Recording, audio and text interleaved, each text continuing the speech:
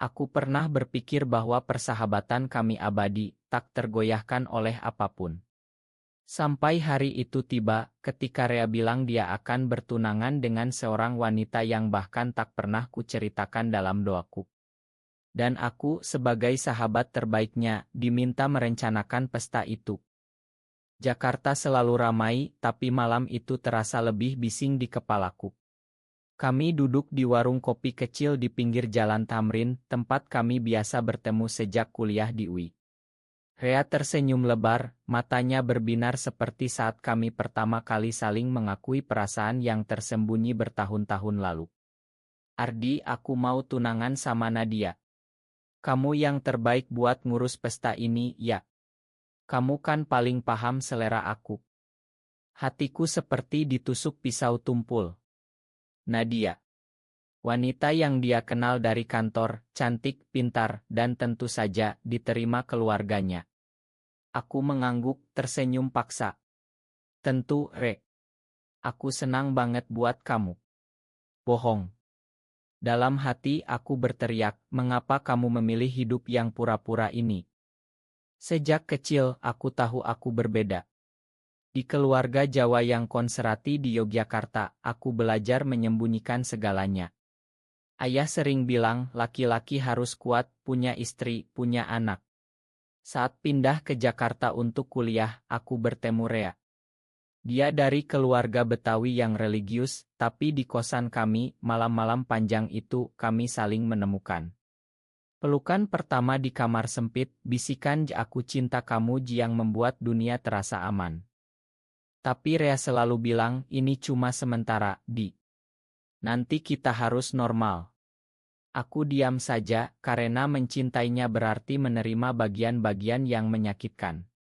Kami lulus, kerja di perusahaan yang sama, tetap dekat tapi rahasia. Aku pikir itu cukup. Sampai Nadia muncul. Merencanakan pesta pertunangan itu seperti menyiksa diri sendiri. Aku memilih NW di hotel mewah di Senayan, dekorasi nuansa putih dan emas, sesuai selera Rea. Aku hubungi Endor Catering, undang tamu dari keluarga dan teman kantor. Setiap kali telepon Rea untuk konfirmasi, suaranya penuh semangat. Kamu hebat, Di. Nadia juga suka ide-ide kamu. Malam demi malam, aku tak bisa tidur. Mengapa dia memilih ini? Tekanan keluarga. Masyarakat yang selalu mengintip. Di Indonesia ini, benggai seperti berjalan di tali tipis. Kami tak punya hak, hanya bisik-bisik di aplikasi dating atau komunitas tersembunyi. Rea pernah bilang ibunya sakit, butuh cucu untuk obat. Aku mengerti, tapi sakitnya. Satu malam, aku hampir menangis saat memilih bunga. Mawar merah, simbol cinta yang dia berikan padaku dulu. Kini untuk wanita lain. Aku bertanya pada diri sendiri, apakah aku egois karena tak ingin dia bahagia? Atau ini memang pengkhianatan terhadap kami? Pesta semakin dekat.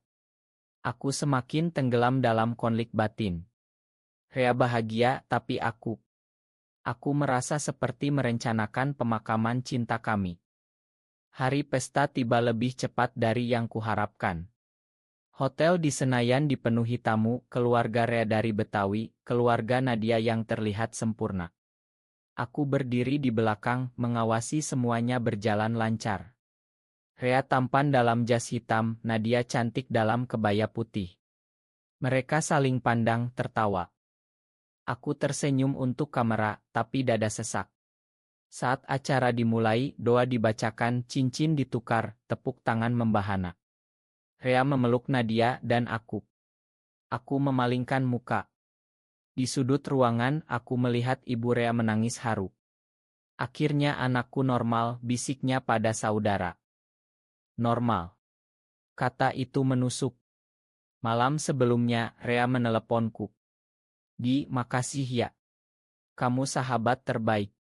Tak ada lagi kata cinta, tak ada lagi sentuhan rahasia. Hanya sahabat. Setelah pesta, kami bertemu di parkiran. Re, selamat ya, kataku, suara datar. Dia memelukku singkat, seperti teman biasa. Kamu ngerti kan, Di? Ini demi keluarga. Aku mengangguk. Tapi dalam hati demi keluarga atau demi takut. Beberapa bulan berlalu. Rea semakin jarang bertemu. Nadia hamil, katanya. Aku sibuk kerja, tapi malam-malam sunyi aku ingat semua. Kami pernah janji di Pantai Ancol kita akan bersama selamanya. Bohong. Konflik dalam diriku semakin dalam. Aku mulai bertanya, apakah mencintai dia salah? Di masyarakat ini, gay seperti kami dianggap dosa, penyakit. Keluargaku di Yogya masih menunggu aku pulang bawa calon istri. Aku bohong terus, bilang sibuk kerja. Satu hari aku bertemu teman lama dari komunitas LG di Jakarta. Kami ngobrol di kait tersembunyi di Kemang. Rea menikah ya, tanyanya. Aku mengiyakan. Banyak yang begitu, Di. Takut masyarakat, takut keluarga. Aku diam, apakah aku harus menerima ini sebagai takdir? Tapi semakin aku terima, semakin aku benci diri sendiri. Mengapa aku membantu pesta itu? Mengapa aku tak bilang stop? Karena cinta? Atau karena takut kehilangan dia sepenuhnya? Rea menelepon lagi, ajak ketemu. Nadia mau lahiran, Di. Kamu datang ya ke rumah sakit? Aku datang, lihat bayi mungil itu. Rea bahagia, peluk istri. Aku tersenyum, tapi hati hancur. Ini hidup yang dia pilih, hidup yang tak pernah ada untuk kami. Malam itu aku pulang ke apartemen kecilku. Sendirian aku menangis. Pertama kali setelah bertahun-tahun. Tahun berganti, tapi luka tak hilang. Rea kini ayah, punya anak perempuan cantik. Kami masih bertemu kadang, tapi seperti orang asing. Kamu kapan nikah? Ditanyanya suatu hari. Aku tertawa pahit. Belum ketemu yang pas. Dalam hati aku berteriak, yang pas adalah kamu, Re. Tapi kamu memilih hidup palsu. Aku mulai mencari jawaban. Bergabung dengan grup support online, baca cerita orang lain. Banyak yang sama, tekanan keluarga, masyarakat yang menghakimi. Di Indonesia, kami tak punya tempat. Utak lindungi, agama sering dikutip untuk membenci. Satu malam, aku mimpi buruk. Rea meninggalkanku sendirian di tengah kerumunan yang menunjuk-nunjuk. Bangun, aku basah keringat. Aku sadar, aku tak bisa terus begini. Aku mulai menjauh dari Rea. Tolak ajakan ketemu, bilang sibuk. Dia marah, kamu kenapa sih, Di? Sahabat kok gini. Aku diam, bagaimana bilang bahwa setiap melihatnya, aku ingat pengkhianatan itu. Konflik semakin memuncak saat keluargaku datang ke Jakarta. Ayah bilang umurmu sudah 30, Ardi. Cari istri dong. Ibu mau cucu. Aku tegang. Hampir saja coming out, tapi lihat wajah mereka, aku mundur. Takut kehilangan keluarga. Rea tahu, dia hubungi lagi. Keluargamu tekan ya. Aku dulu juga gitu. Makanya aku pilih ini. Pilih ini. Kata itu membuatku marah. Ini bahagia buatmu, Re. Hidup bohong setiap hari. Dia diam lama. Aku bahagia kok, Di. Punya keluarga lengkap. Bohong. Aku tahu dari matanya dulu saat kami bersama itu bahagia sejati. Kini hanya topeng. Aku mulai berubah. Cari teman baru di komunitas. Ketemu orang-orang yang berani hidup apa adanya meski sembunyi. Aku belajar menerima diri. Tapi Rea masih menghantui. Satu hari dia datang ke apartemenku tanpa diundang. Di, aku kangen kamu. Kata itu membuat hatiku bergetar. Kami bicara panjang, dia akui masih cinta, tapi tak bisa tinggalkan keluarga sekarang. Aku menangis. Kamu egois, Re. Kamu hancurkan aku. Dia peluk aku, tapi aku tolak. Cukup. Pengkhianatan itu semakin nyata saat aku tahu Rea masih bertemu pria lain secara rahasia. Dari teman komunitas, aku dengar rumor. Dia punya air, tapi tetap pertahankan pernikahan. Aku konfrontasi dia. Benar, Re. Kamu selingkuh dengan cowok lain. Dia mengaku. Aku tak tahan, Di. Nadia baik, tapi aku butuh yang seperti dulu. Hatiku hancur lagi. Dia tuduh hidup palsu, tapi dia sendiri yang ciptakan. Kamu hancurkan Nadia, hancurkan anakmu. Dan aku yang dulu bantu pesta itu seperti orang bodoh. Kami bertengkar hebat. Pertama kali. Kamu tak mengerti tekanan keluarga, teriaknya. Aku mengerti. Tapi kamu pilih jalan pengecut. Dia pergi, marah. Sejak itu hubungan putus total. Aku semakin dalam konflik batin.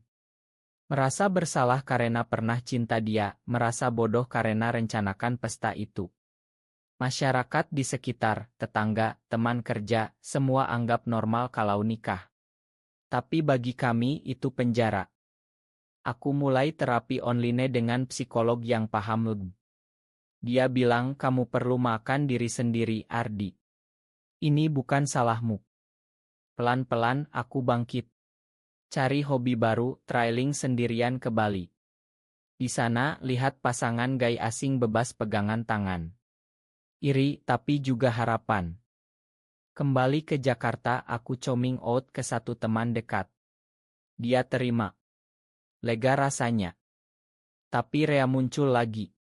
Nadia tahu airnya, rumah tangga retak. Dia minta maaf padaku. Aku salah, Di. Aku ingin kembali ke kamu. Terlambat. Aku sudah belajar mencintai diri sendiri. Rumah tangga Rea hancur. Nadia ajukan cerai, ambil anak. Keluarganya marah besar, tuduh Rea rusak karena tak setia. Ironis, mereka tak tahu akar masalahnya. Rea depresi, hubungi aku lagi. Di, tolong aku. Aku tak punya siapa-siapa. Aku ragu. Luka masih ada. Tapi melihatnya hancur, aku kasihan. Kami bertemu, dia cerita semuanya. Tekanan sejak kecil, takut kehilangan warisan keluarga, takut dicap. Aku pikir nikah bisa ubah aku. Tapi enggak. Aku diam dalam hati, aku tahu itu bohong dari awal. Kami mulai bicara lagi, tapi sebagai teman. Aku bantu dia cari bantuan profesional. Dia mulai terbuka ke keluarga pelan-pelan. Konflik masyarakat semakin terasa. Saat rumor menyebar, tetangga gosip, keluarga Nadia tuduh Rea abnormal. Di Indonesia ini, perceraian saja sudah aib, apalagi kalau ada isu gay. Aku dukung dia dari jauh. Tapi aku juga takut. Keluargaku mulai curiga karena aku tak nikah. Satu malam, ayah telepon. Ardi, ada rumor tentang kamu dan Rea. Benarkah? Hatiku berhenti. Ayah, aku. Aku coming out. Ayah marah, ibu nangis. Kamu sakit, harus diobati. Sakit. Kata itu menyakitkan. Keluarga tolak aku sementara. Aku sendirian lagi. Rea tahu, dia datang. Makan aku, Di. Semua ini gara-gara aku. Kami pelukan tapi kali ini sebagai dukungan. Kami mulai hidup baru, sembunyi-sembunyi lagi. Tapi kali ini bersama menghadapi. Waktu berlalu, luka pelan sembuh. Rea berdamai dengan diri, hidup terbuka di komunitas kecil.